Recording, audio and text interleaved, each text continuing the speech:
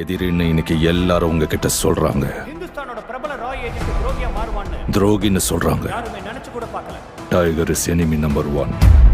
20 வருஷம் உண்மையா உழைச்சிட்டு இப்ப இந்தியா கிட்ட கேரக்டர் சர்டிபிகேட் கேட்டு நிக்கிறேன். நான் எப்படிப்பட்டவங்கிறத என் மகனுக்கு நான் சொல்றதை விட இந்தியா சொல்லும். நான் துரோகியா இல்ல தேசபக்தனா? உயிர் பொழைச்சா தொடர்ந்து உங்களுக்காக சேவை.